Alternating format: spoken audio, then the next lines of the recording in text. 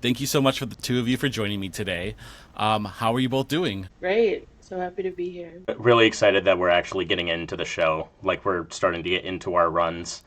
Feels a little bit more like we can decompress from everything that's been happening. I mean, yeah, because you're entering into that second like full weekend of your show. That has to be. Opening weekend has to be pretty chaotic as you're finally getting the pieces together. So you're kind of hitting your run now. Mm-hmm. We kind of hit the ground running with this show. It's a very high energy show, so you have to keep the energy at 100 for every single performance. And so we definitely hit the ground running, and now we've kind of at least we've hit the sweet spot for Sure. those performances for sure. And it's especially it definitely kind of takes a toll on you after that first weekend because you do that first weekend of three shows, and then we had I think about like 3 days off before we got back.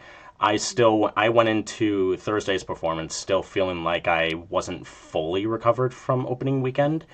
So I'm still just kind of like, okay, how can I, recover better, I guess, when going into the next weekend? I was gonna say that I saw it on Saturday, and you are just like the entire show is just you are moving from start to finish at such like a Hmm. high speed. I was like, man, I was sweating just watching everybody on stage like do the high kicks and stuff like that, and do the dancing, and I was like, whew, that's a lot. I have never sweated this much after doing a show ever. Yeah. Yeah, and I have to like give a shout out to our choreographer, Emily, because she whipped us all into shape, and I mean that as a compliment. Like, she definitely, I'm not a dancer by any means, although she would disagree with that statement, but Hmm. she she definitely got us into shape. I don't know how else to phrase it, but she got us together, and kudos to her for that.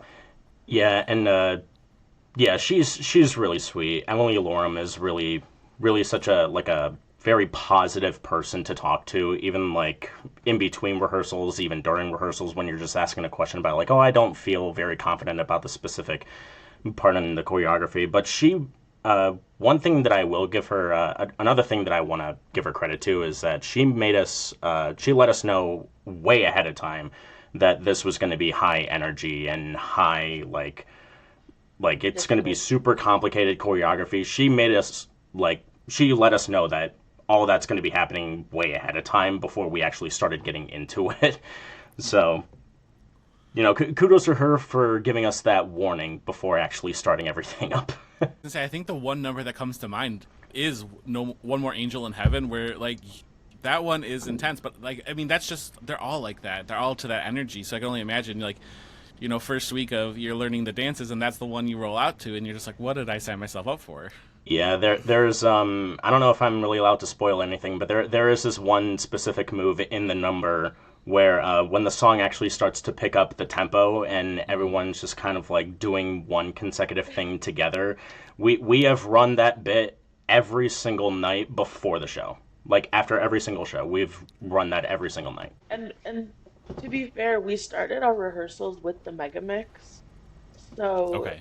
Hmm. we started learning all of the dances at the beginning because most of the mega mix has all of the dances kind of m mixed into it. So that was for me that was helpful because we were learning them as we went. Like, oh wait, I already know Angel in Heaven because learned it in the mega mix, right? So Sure. that was helpful um, to be able to refer back to what we learned Yeah, and in the first especially rehearsal. yeah, especially the same with I was specifically having trouble with Benjamin Calypso, the choreography for that. But when Emily told us, oh, some of the choreography in Benjamin Calypso is just stuff that you already know from the Megamix, I'm like, oh, well, maybe it's not It too bad, I clicked. guess. I mean, that's kind of a smart way to do it though, because you get like the sampling of like what each dance and song is going to be, so it does make it feel a little more familiar when you're revisiting it. Hmm. Yeah. And then I think there was a part during the rehearsal process where for all of our dances, we would always warm up our dance rehearsals with the mega mix, With so that not only do we have all of those moves like fresh in our memory, but it's just like a good way to get us like warmed up for anything else that we're going to be learning. Absolutely. So, Joe, I want to start with you. What is kind of the story, without spoiling too much, obviously, we don't want to give away the ending and stuff like that for people who haven't seen it, but kind of what is the story of Joseph and the Amazing Technicolor Dreamcoat? So, Joseph and the Amazing Technicolor Dreamcoat is a musical retelling of the Bible story of Joseph and his brothers. Joseph is one of 12 brothers. He has this like talent for telling dreams, and his brothers get kind of jealous because uh, he's he's kind of favored for being able to tell dreams and being able to help people with that with by doing that. His father, or their father, gives him this coat, and his brothers are like, "Well, I'm not cool with that. We should kind of get rid of this guy." So chaos ensues, and the brothers maybe start to regret getting rid of Joseph, and I guess you'll have to see the show to find out what happens after that. I mean, that's a really good way to kind of sum it up. And Seth, along those lines, this is kind of it feels like a very dark story when you're kind of talking about it that way, but the show has a lot of levity to it. How do you think that the show kind of balances those two things? It's I feel like it really balances out well with having, when you think about it, the story does kind of get a little dark if you end up like thinking about it for a pretty long time, but I think it's easy to kind of forget about how dark it is, I feel like, when you listen to the music and you're focused more on the choreography and the colors and just the vibrance of everything on stage. Because you look at the set by itself and it's just like, it's got personality. The set itself has its own personality all by itself. So when you start to add in all of the actors playing all of these like various different characters, it can make for a more entertaining and more lively experience that makes the audience, I guess, remember more about the music from Joseph rather than the story. Not necessarily saying that the story is bad per se or forgettable. It's just it's more catchy, and like it's easier to be attracted to all of those tunes because it's so high energy and entertaining. I think that exactly what you said is true from an audience perspective as well, because again, I don't want to give anything away, but the song before, like One More Angel in Heaven, it's like there's kind of it ends a little bit harsh, and then all of a sudden we're doing like a very like country-esque dance to that, or even like the when Joseph ends up in jail, but then like the Pharaoh song is so Vegas high, like energy, and you're just like you couldn't help but feel good about it in the end. Yeah, it's really.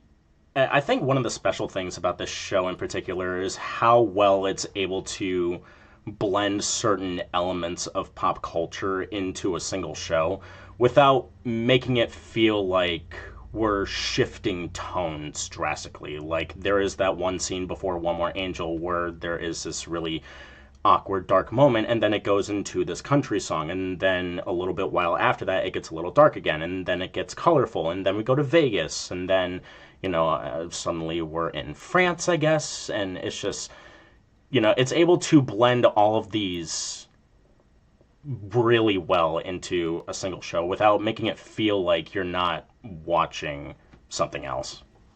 Also, it takes you on a journey, right? Like you're feeling one thing in one moment, but you don't get to sit in that very long because the next moment you're laughing, the next moment you're crying, the next moment you're wondering what's going to happen next. Like it's a beautiful journey. There's not a lot of stagnant moments in this show, I feel like. I think part of what lends itself well to that as well. And before we were recording, Seth, I was telling Joe about that. I have never seen the film before. This is my first time ever experiencing Joseph, so I didn't really know. But like the frame storytelling, which then I found out as I was telling somebody else, like, oh, it's kind of like that in the film too, but it's like a school, and where this is a museum. But like that frame storytelling, when you're kind of talking to children, that makes sense. That you're kind of like, well, we're gonna brush over this little dark part here, and we're gonna really explore the positiveness of this story. So that also really leans itself well to Joseph in this production. Yeah, and it's something that's like the way that we kind of do it is we kind of tell the story as if we're telling it to the kids, and obviously the things that we tell to the kids are always going to be like, not everything is going to be, happy, colorful, light at the end of the rainbow sort of events. There are some things that happen in it, which is kind of the reason why the story exists in the first place. So, for sure. And as Joe and I we're talking about, like, this is also almost a very queer version of it too. Queer friendly, like very colorful, and so like that's also really cool too because it lends itself to a different perspective as well. Joe, I want to ask you. So, who are you playing in this production, and kind of like, what is their journey through Joseph? Sure. So I play one of the brothers. I play Judah, and Judah is a problem solver.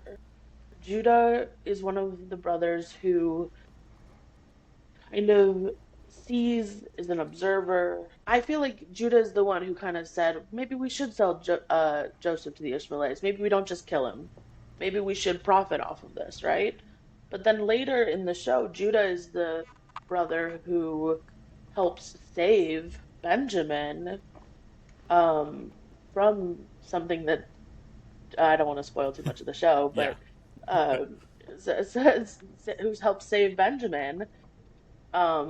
And ultimately, my view of it is ultimately brings the family back together in the end. So you're welcome. Thanks, I guess.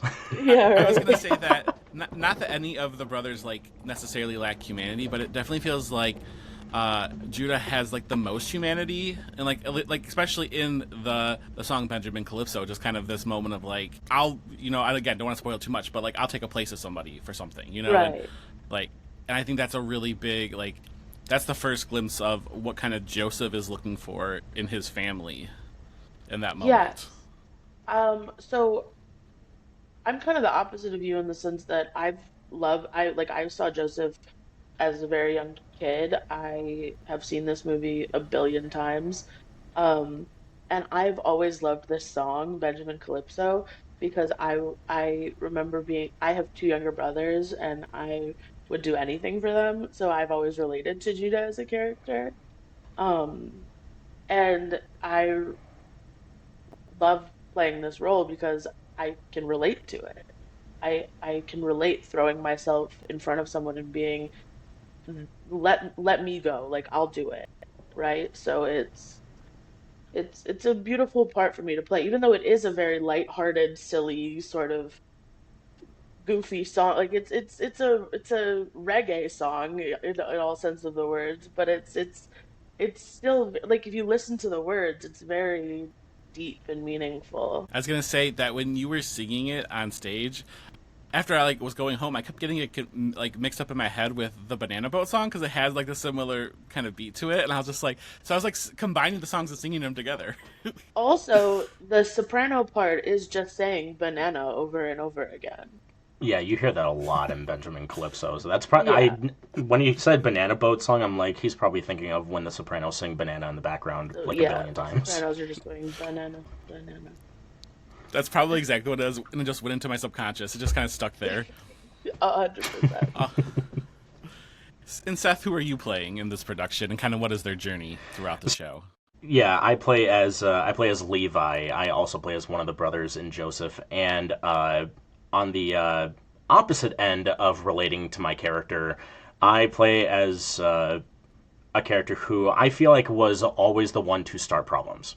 I feel like at any opportunity that I feel like fits my benefit, I would always try to start an issue, whether if it's I guess it doesn't really matter how far the extent really goes, as long as it's within good nature for the most part, and if it suits me at the end of the day. But the flip side to it is if something were to ever not go my way, my character becomes a little bit more fragile and vulnerable is kind of a way I would put it, because especially in Act 2, uh, things start to go a little bit very wrong with the brothers at some point in the story, and I feel like I'm coming off as more of a sort of fragile character, not really sure what to do at this point. So that's kind of my character in a nutshell. What is your kind of process, Seth, for developing a character like this? Like when you go in, you kind of have the script, you got the part,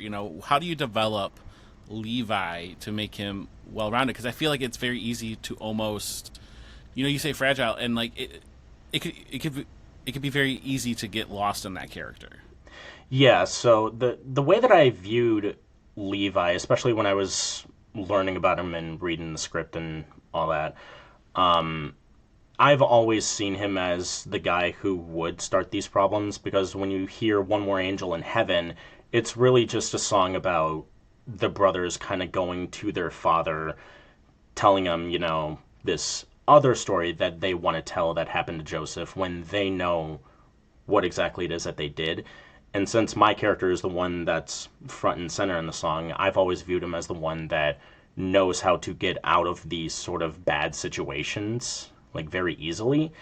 And I kind of came up with that character pretty easily, I feel like, because I've ran into a lot of people in my life that were very huge problem solver, or like problem, I guess, executors. Like a lot of people that just started a lot of problems and they found joy in it, I guess. Yes. And so I try to take inspiration from those past experiences of knowing what they kind of did and sort of plug that into this character. Because whenever I think of Levi, I always think of those people. I was going to say that, so as I was researching for the interview and kind of working on my review of this, and I always pull up the Wikipedia page and try to like look at the songs and try to remind myself of them. And I was a little shocked to see that Levi wasn't the lead in like what was the original, but like he seemed very much the lead of this part. And in fact, I remember you were dancing during One More Angel in Heaven, and I said, that character is full of glee. Like Levi is full of glee that this is happening.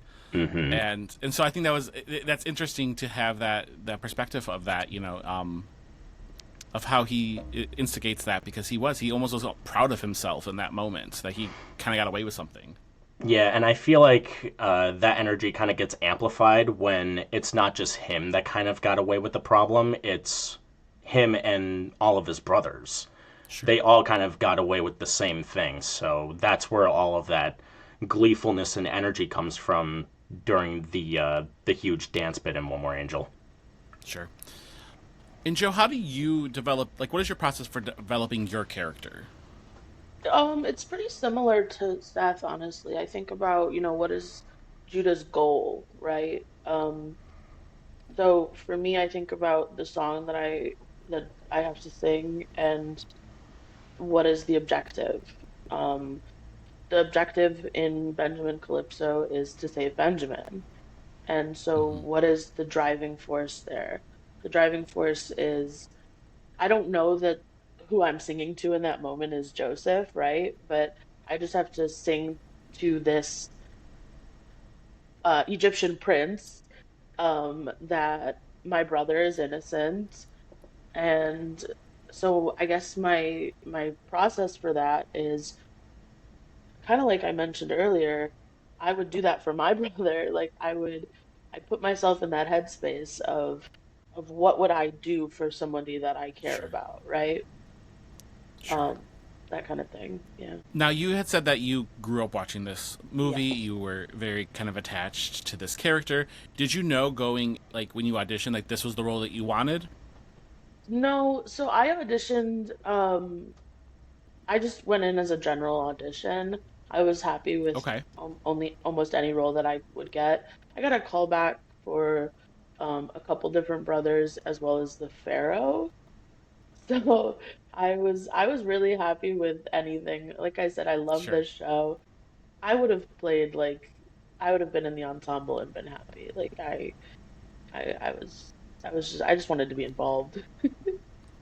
So it's just happenstance you got this part that you felt so connected to. Exactly, yeah. Everything happens for a reason, this was great. Seth, what kind of drew you to the show? Like, what made you decide you wanted to audition for this one? So my history with Joseph kind of goes back, like over 10 years ago. This is probably maybe 2011 or 2012, where I saw my wife was in a production of Joseph at this church, and that was sort of my first experience, like seeing the show and hearing Joseph sing "Close Every Door." That was kind of like my awakening to that song, and it just stuck with me for months. And when that song stuck with me, so did the rest of the show. And so I would always just listen to the soundtrack over and over again, because my wife would have the Joseph CD with, I think it was Michael Damian's version of Joseph, and we would play it in the car rides all the time when we would have like long car rides. And so I really got close to Joseph through her. And so when I heard that Stagecrafters was going to be doing Joseph, my eyes just lit up like the 4th of July. And I kind of felt like, this was sort of my call to, I guess, return the favor of having my wife see me in a production of Joseph, because I saw her in one. So it was kind of a full circle moment in that aspect. So how do we feel then that this production of Stagecrafters Joseph sets itself apart from like other versions of it? And Joel, I'll start with you. Like, what do you feel is unique about this production? So our director, Rodel Salazar, had a really specific vision for our production of Joseph, which was that you mentioned it a little bit earlier with that frame storytelling. He wanted it to be set in a museum. So instead of, and he mentioned this when I talked to him about like covering tattoos and piercings and things. He was like, "You're not the brother. You are a storyteller portraying the brother." So he was very adamant on the fact that, we are actors playing actors in a sense. And I thought that was really beautiful. Um, so I think that sets us apart from other productions of Joseph.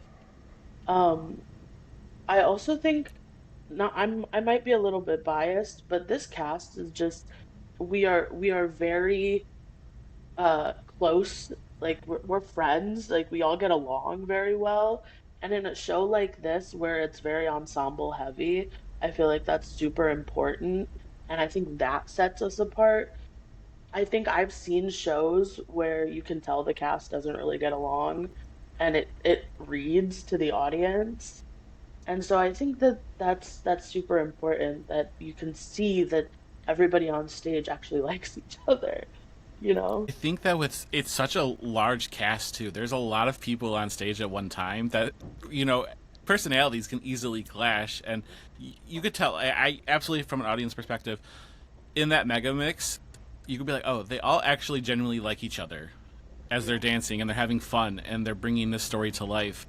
And that is beautiful, because you don't always see that with a production. I also love the fact that you talked about that frame storytelling, because you got these bits that, like, when the Pharaoh's talking to the audience, or like when there was a few times where actors would like look at the audience like exasperated or something. I felt like we were actually part of it, which was really cool, because it was almost like an interactive museum-esque feel to it, which brought it to a whole nother level of meta like enjoyment to it. Yeah, our Pharaoh, Liz, is hilarious.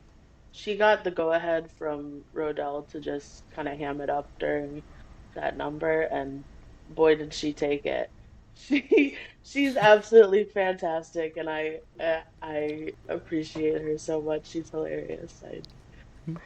Yeah, allow Liz to improv like in the middle of a show, and you get a lot more than you asked for. Yeah, it's great. I mean, but it fit the Pharaoh so well. Yeah. Yeah, and it fits the character beautifully. 100%. Seth, why does this show feel unique to you with this production of it? So I feel like it kind of goes back to what Joe was saying about like how we're actors playing actors who are playing characters in Joseph. But I feel like what's one cool thing that we kind of do with our production is we are sort of able to get the audience invested with us. Like we kind of make the audience a part of the show in a way. And I feel like that's that works really well for us because our theater, I feel like in comparison to some other bigger theaters, our theater fits about 373 seats in total every performance, which is relatively small, but that makes it easier for us to get that sort of crowd to be involved with the story with us. So it's not necessarily just us like telling the story. They could sort of be a part of the story with us. For sure. And I think what's kind of cool is like with that bit right at the beginning when you have the one character running up the aisle and being like, sorry, I'm late. I think everybody at first was just like, oh, has the show started yet? And then like once you realize that it did, it was like cool because again, it felt immersive in that way of like, oh, this is a real person running up to the stage late for a job. And yeah, no, I feel like they did a really good job, especially with that bit, to make it feel so natural the way that they kind of flowed in to kick off the show. Because normally the way that a show would kind of start is like you would notice how like all the lights are kind of dimming down, and it's just like, okay, we got to start sitting down. But the way that we did it is we have our narrators go up on the stage and sort of start the show for us before the orchestra starts kicking in. So when you start seeing people go up on the stage, that's when you're like, oh, okay, so I guess the show is starting with those guys, not necessarily with the lighting aspects. They act as like museum curators. So yes. They all have name tags on their costumes, and they go out and greet the audience, and it's very they're acting as if that's their job, and I think that adds to the frame storytelling as well. Absolutely. Joe, how has this production challenged you as a performer? As I mentioned, I am not a dancer, and I also have not done theater in almost 10 years. So, Wow. yeah, so this is my first production since my sophomore year of high school. Um, so Well, this welcome was, back. yeah, You're incredible. thank you. Yeah, so I was, as a gateway show back into theater, this was extremely intense, Sure. but I would not have had it any other way. This show has challenged me a lot. I don't dance like this. A lot of the tracks I've done before have been like villain tracks, so I don't dance very often. But I it was very fun and challenging to learn choreography, to work on, you know, singing, dancing, and acting all at the same time, which is not, it Not easy. it's not easy, and I'm not used to it, and I haven't done it in 10 years. So it Sure. was a great challenge, and I'm very grateful for this whole opportunity. And for anyone who hasn't seen it, first off, go see Stagecrafters production. It's fantastic. But like you're singing from start to finish. Like this is like not like a you sing a song and there's a lot of dialogue in between. This is like the show you're dancing and singing and moving the entire, what is it, an hour for the first act, an hour and a half for the second act. Like you're just going the Yeah, entire time, which is a lot of stamina in that fact. it is. It's one of those rare shows where it's completely sung through with very little to no dialogue. So there's even some certain moments in the show where you feel like dialogue is going to be coming up, but then it goes right into another song. So we're just kind of going and going and going without really ever stopping until we get to intermission. Hmm. It's absolutely it's why you don't see a lot of those shows like that. Yeah, it's it's a challenge, but it's great. It's they recommended to us to like go on walks and sing our songs while we were like walking or going on the treadmill or things like that, because to build Oh, stamina, right? Like especially for those of us similar to me who haven't done theater in a long time or haven't done dancing in a long time, it's important to build that breath support and build that like ability to breathe back up. So that was something that a lot of us did. We would go on walks, we would sing our songs while we were on walks, and I hope my neighbors don't hate me now, but it's okay. Seth, how about for you? How does this production challenge you as a performer? So For me, I'm coming off of a couple of productions that I've done last year that weren't really as dance heavy. Um, but with this show, and maybe so for me, I've done some like dancing back in the day. I used to be a part of like dance competitions back when I was in like middle school and stuff like that. Um, but it for this show to be so dance heavy, like I said, I haven't sweated this much after doing a show ever. And I've even done productions like maybe what's a good example? Like in my sophomore year of high school, I did a production of Fiddler on the Roof, and you know how sweaty and tired you get after doing that 3.5 hour show.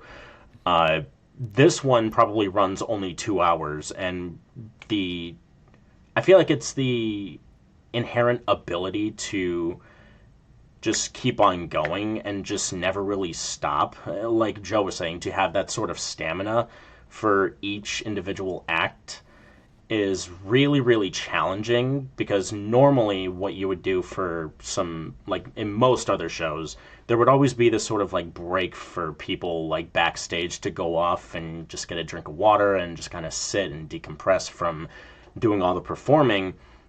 But in this show, for being it so ensemble heavy, it's it gets really it gets difficult if you don't treat yourself properly with the right kind of training to build up your stamina and to, not preserve your voice as harsh because, after having to do all the dancing, you also have to do singing, which requires more stuff to do with your energy and to your performing. So I feel like trying to combine all of those aspects was probably the most challenging part. Not necessarily the amount of dancing or the amount of singing, but just combining it all together. I think that it needs to be appreciated too. Is that like this is community theater. Like you are doing this in your spare time. You're having lives and family and like jobs and friends and also trying to learn your songs while you're walking so that you have stamina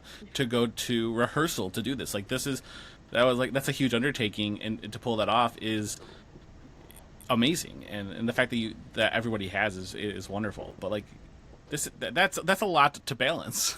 Mm-hmm. And I think for me specifically, there have been some days where I've had to work maybe like 8 or 10 hour shifts at a hospital, talking to a bunch of other people because that's just part of my job. But I would go straight from that to rehearsal because I don't have time to go home and get some of my stuff together. So I just have to go straight from work to rehearsal after having spent all that much energy just trying to get myself through the day at work. Yeah. Joe, is there a favorite song that, like, maybe not even one that you are a part of, but like, do you have a favorite song from this show that like every night that you listen to it, you're just like, you're amazed or you're wowed or you can't wait to be a part of it? I love when Latrez sings "Close Every Door." I'm off stage for it, and I get to just listen to him sing "Close Every Door," and it's beautiful. It's the most it, it just touches me, and I get chills every time. I It remember, is such a beautiful song. yeah, and I was at callbacks when Latrez sang it, and I was like, if he doesn't get Joseph, like I don't know. I just remember sitting Like, I there don't know what being, they're looking for at this point. yeah, exactly. I was like, I should like that's got to be it. It's like so haunting and so beautiful at the same time Yeah, that, like, I mean, I can't even, granted, I've never seen another version of it, but I can't imagine anybody else singing it. Like, he did such a good job yeah. performing. I mean, everybody did a great job. Like, that song is just wow. He was born to play Joseph. I can't even explain it any other way. Seth, how about for you? What's a favorite song? Oh gosh, for me, it's there's I think there's two that come into my head. The first one is right after "Close Every Door," "Go Go Go Joseph," where Classic. it's such a good. It's very. What makes it so good is it's very fun to perform on stage, and I feel like it's as far as like energy wise, it's one of those songs that has that sort of vibrance and energy to it, to where like it kind of carries you into that song, so that the performance kind of gets a little bit easier because it's so high energy and high octane, and just it gets easy to get through the song. It's probably one of the easier songs to have that sort of energy in. And another one that kind of appeals to me really well is Those Canaan Days in Act 2. I feel like it's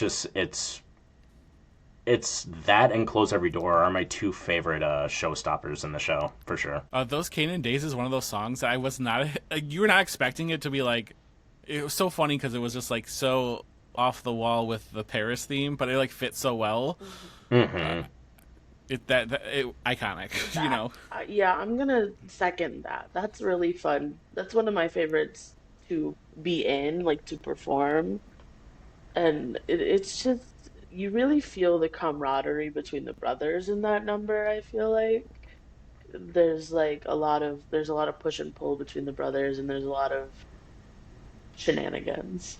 So I think it's fun. Seth, what themes from Joseph resonate the most with you? I think the one that really appeals to me the most is the importance of family. Because even though, you know, Joseph is seen as the favorite among everybody, he still is, you know, important to the brothers, and he's still part of a family.